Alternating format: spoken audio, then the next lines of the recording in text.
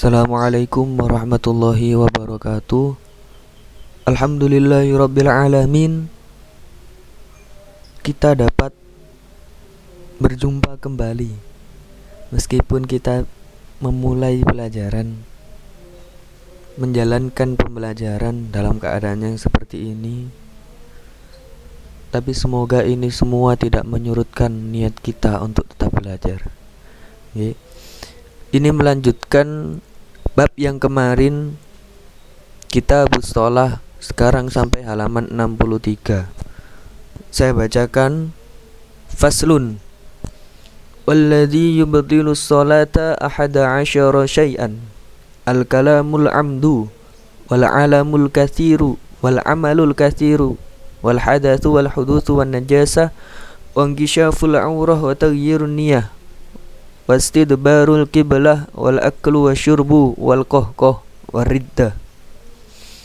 Menjelaskan tentang hal-hal yang membatalkan sholat ada 11, yakni yang pertama, berbicara dengan sengaja dengan kata-kata yang bisa memahami, bisa komunikasi. Artinya meskipun kata-kata itu sedikit tapi bisa memahamkan, itu bisa membatalkan sholat. Terus yang kedua, gerakan yang banyak, seperti satu langkah yang banyak ataupun 3 gerakan tapi yang dilakukan dengan terus menerus. Ini termasuk gerakan yang banyak. Selanjutnya yaitu hadas kecil dan hadas besar, bisa membatalkan sholat. Yang keempat, terkena najis yang tidak dimaafkan, najis yang tidak dimakfu.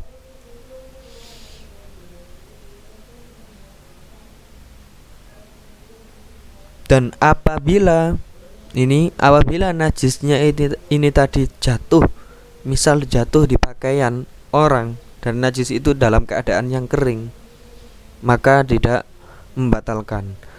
Yang membatalkan apabila najis itu jatuh dalam keadaan yang basah, sedangkan kalian dalam keadaan sholat, ini membatalkan sholat. Setelahnya yakni terbukanya aurat dengan sengaja. Jadi terbukanya aurat yang tidak dengan sengaja tidak membatalkan sholat. Semisal sholat hari raya di lapangan, pada saat itu aurat terbuka karena tertiup angin.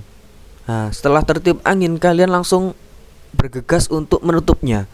Hal itu tidak membatalkan sholat. Terus merubah niat. Maksudnya merubah niat adalah keluar dari sholat tersebut untuk merubah niat sholat yang lain. Misalnya pada saat pertengahan, saya mau sholat sunnah aja, gini. Setelah sholat duha misalnya, kalian sholat duha. Setelah itu sampai pertengahan sholat duha kalian ternyata ingin melakukan sholat hajat. Ini merubah niat, maka tidak boleh, sholatnya batal. Terus yang selanjutnya yakni membelakangi dari kiblat. Membelakangi kiblat ini membatalkan sholat karena memang sholat ini harus menghadap ke kiblat. Setelah itu makan, minum, baik itu banyak maupun sedikit, itu tidak boleh, juga membatalkan sholat. Apabila setelah makan ternyata ada sisa-sisa makanan pada saat sholat, setelah itu ditelan, itu bisa membatalkan sholat. Selanjutnya yakni murtad, tertawa dan murtad. Murtad adalah memutus agama Islam dengan ucapan maupun perbuatan. Selanjutnya ini jumlah rakaat dalam sholat. Jumlah rakaat sholat fardu sehari semalam ketika di rumah selain hari Jumat adalah 17 rakaat. Sedangkan khusus untuk hari Jumat, jumlah rakaat sholat fardu dalam sehari semalam adalah 15 rakaat. Adapun jumlah rakaat sholat setiap hari saat bepergian bagi orang yang melakukan jamak dan qashar adalah 11 rakaat. Dalam jumlah rakaat tersebut terdapat 34 sujud, 94 takbir, 9 tasyahud, 10 salam, dan 153 tasbih dalam satu hari ya. Jumlah rukun sholat dalam satu hari semalam ada 126 rukun. Total semua 30 rukun dalam sholat subuh, 42 rukun dalam sholat maghrib, dan 54 rukun dalam rakaat. Artinya sholat zuhur, sholat asar, dan sholat isya. Dan pada saat melakukan sholat, hendaknya bisa sholat dengan duduk. Dan apabila duduk pun tidak mampu, maka boleh sholat dengan tidur miring. Dan apabila tidur miring sudah tidak mampu, bisa sholat dengan menggunakan isyarat. Isyarat gerakan kepala dan gerakan mata. Tapi yang jelas, pada saat akal masih ada di dalam tubuh, maka tidak boleh meninggalkan sholat. Mungkin ini materi yang bisa saya sampaikan untuk hari ini.